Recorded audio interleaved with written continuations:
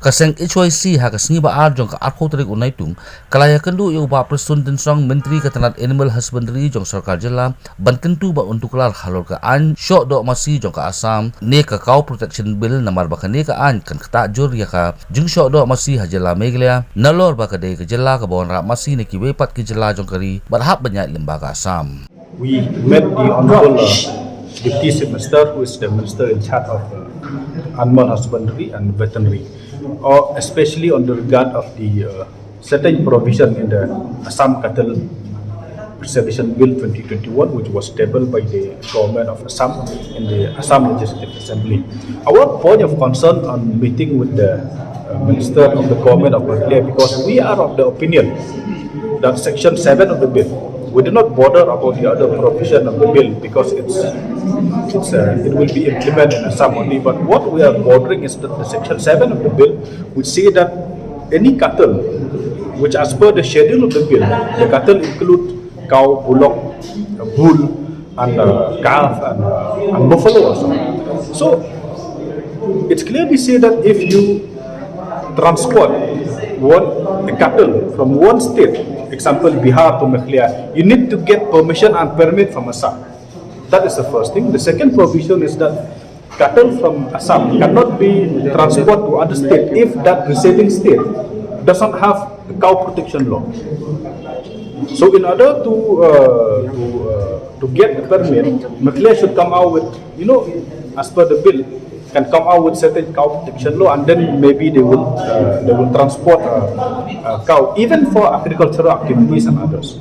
So we feel that this provision, Section 7 of the bill, it's contravention to the Constitution of India. Why we say so? Because if you look at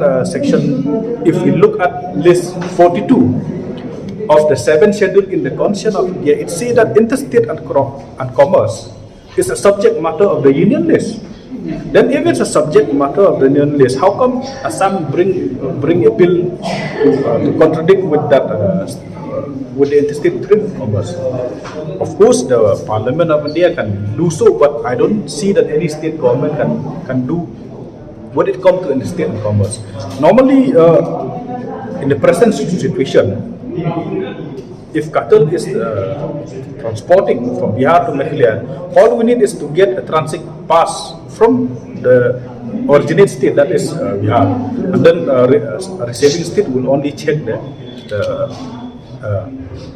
that permit which was issued by that originate state. But out of now they need to get from Assam also. What if Meghalaya now saying that every good transport from Assam to Assam, suppose from Gauti to Silchar, they need to get permission from Meghalaya? What if the Meghalaya now say that every good transport from Assam, maybe to Mizoram or Manipur or Nagaland, whatever, transit to the state of Meghalaya, you need to get permission from Meghalaya, you need to pay tax to Meghalaya? This is unacceptable. So we feel that this provision is not only illegal, but it also affects the federal structural power of every state who is bordering with Assam. So why should we allow such kind of law to take place? This is a primary concern. We look at the bigger pictures.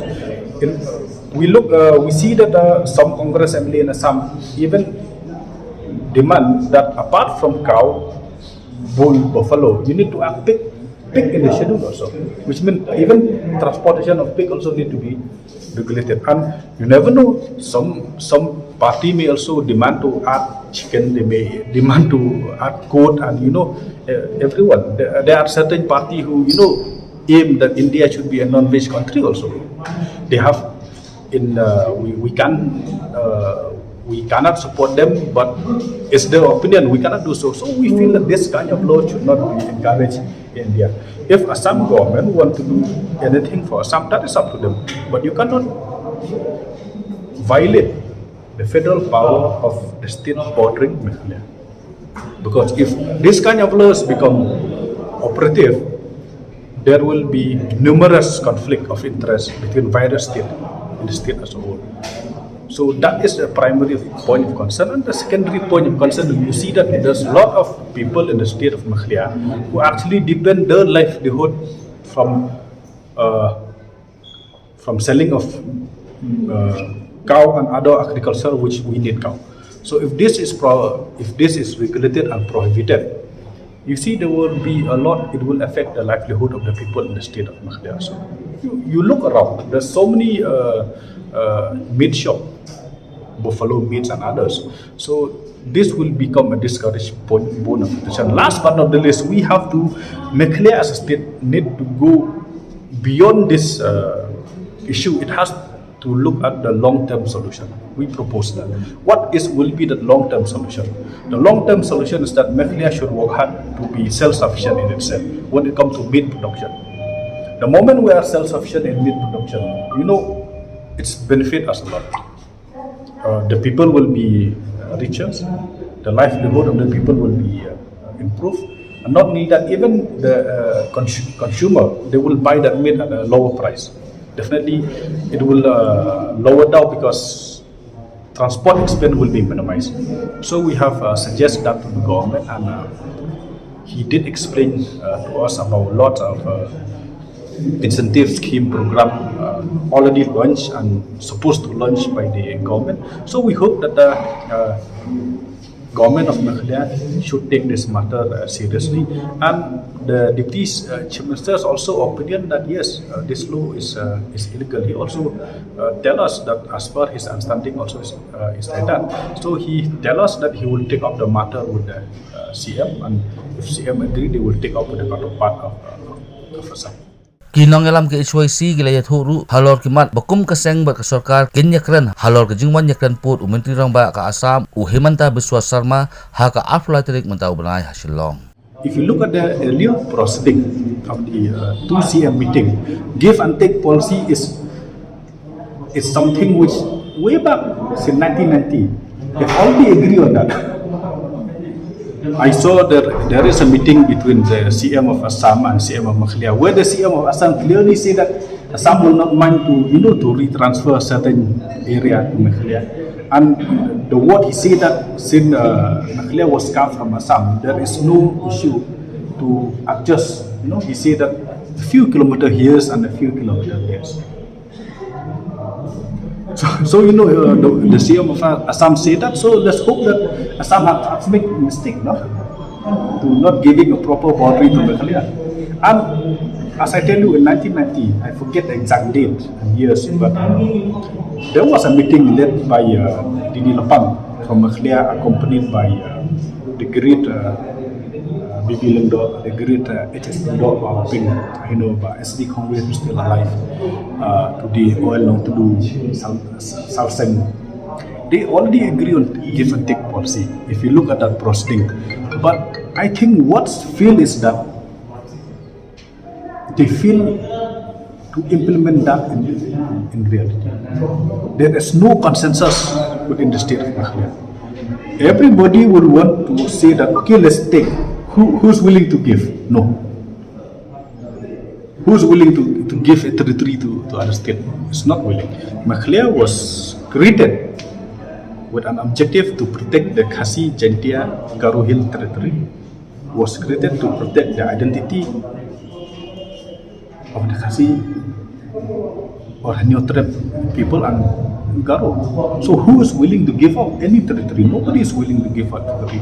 So that's why it's very important for the state of Meghalaya to carry along every stakeholder before you decide anything.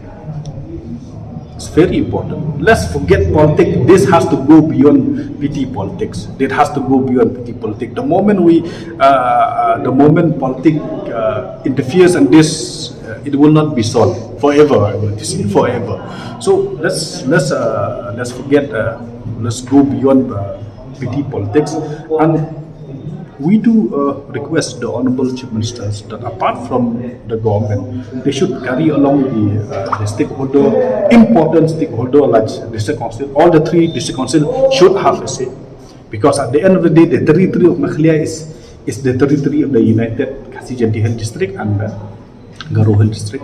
And not only that, we need to carry along the opinion of the Doloi and the SIM and the Sirdar of those traditional institutions bordering on Assam.